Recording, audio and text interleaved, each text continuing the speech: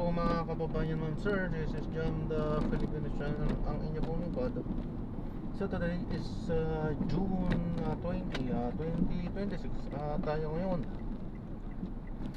ay papunta dyan yan sa may tubig refilling station. Dito yan sa may Vice Project 8 Quezon City. At dadalhin po natin sa may SM North EDSA Barangay SM North EDSA yan.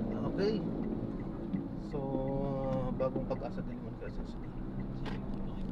So, magbabalik po tayo mamaya ng tipo pag nakuha po natin sila disclaimer naman po content po natin ay kalsada at hindi ang passenger. Kaya naman, sakali man po na may marinig kayo mga pangalan ng lugar, pangalan ng tao, pangalan ng organizations of government o private man yan, ay wala pong kinalaman ng channel na ito at wala pong pinapatukulan. Lahat po ng pinag-uusapan dito ay pawang dito lamang po yan sa loob at wala pong pinapatukulan sa labas. Magbabalik po tayo mamaya onte pag nakuha na po natin sila. Samantala, makinig tayo ng mga nagbabagong balita at mga talakayan habang tayo ay papunta doon yan sa ating pick up area. Tayong nakatindig at matatag sa sadya. Pangulit, subalit ito siguro po ang isa sa pinakamahalagang ebidensya na kasama natin ang Diyos. Ang sabi po dito, the third evidence is Christ-centered salvation. Para masabi natin na talagang kasama mo ang ating Panginoong Jesus, natatanggap mo ba at nakikita mo ba natin na tayo ay buong puso at buong lakas na iniligtas ng ating Diyos? Acts 4 verse 12, ang sabi po dito, and there is salvation sa ano mo?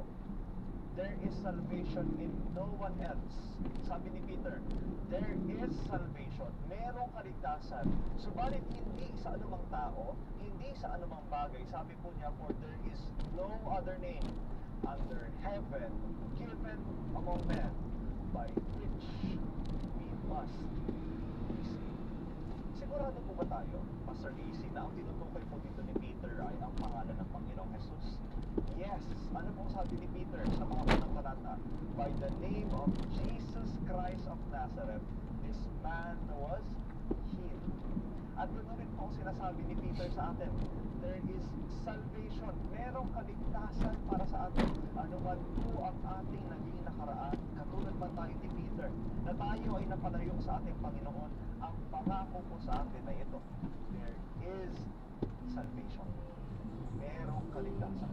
Subalit hindi sa anumang bagay, hindi sa ating sarili, subalit only in the name of Jesus we must be saved. Sabi po ng isang aklat about sa pag-aaral ng salita ng Diyos, sabi po dito, Peter had learned to attach the thought of the name to the full personality and the full power of the name itself, or who owns the name, the possessor of the name. In other words, sabi po dito, to those who had known and accepted Jesus, the name of Jesus Christ of Nazareth was the one source of deliverance and salvation. In other words, mga minamahal na mga kaibigan, ang pangalang Jesus ay hindi lamang po pangalan para sa mga anak ng Diyos. The name of Jesus is everything in your life. It should be the entirety, ang kabuuan ng ating buhay. Bakit? There is no other name by which we have it saved. Sabi po ng ito, kwentong Hindi na mga testa. Pinasok. Oy, ganun din. Nakabuka. Ayan nga, hindi. Tatanggalin ko. Tapos mainit. Makita lang niyon. Oo. Saka ni Baji, magagalit yun. Sabi ang mahal-mahal. Tapos hindi nyo sinusot. Yan ang makabuti. Kaya para wala usap. Nakaraan o yung pagtanan ng mga nagawa natin, yung pagdidikta ng ating pagdidikta. Mama, binayaran na po ba kayo nung sa inyo? Hindi pa po. Magkano po? Hindi ko pa nakikita. Hindi pa raw nakikita. Okay. Wala ako Hindi, mga apo ko doon, pag ganyan tirago ako, bayad na yun, Tess. nasira Kaya na nga, yung dito sila hindi. siya. Oo. Actually, mali po yung book. Wala po siya dito. Si Sir Ans Espiritu. Ano po? Tayong magbago. Ans. Ari pa po tayo. Ans. Ah. Oo, Ans. Yung book niya po kasi is QR. Ano yun? QR payment. So, ibig sabihin niya, i-scan po yan.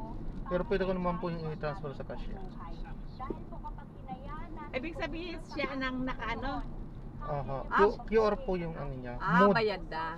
Hindi po po. Mode of payment po is QR. Okay, sige. Yung i-scan niya through GCash or bank, ganon. rin po ng mensahe natin Mode lang po yan, mode of payment po. malinaw na ebidensya Pero hindi pa siya presensya bayad. ng ating pong Panginoon sa ating buhay. Nakita mo na kung magkano. Matapang na pagpapatotoo, Hindi pa po. ang matibay na pundasyon sa salita ng Diyos at ang Pero pwede naman.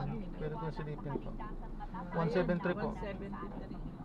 Sa panahon po natin ngayon kung saan maraming bagay po yung nakaka-attract ng ating pong atensyon, kumbaga nakakahilig sa atin para mapalayo tayo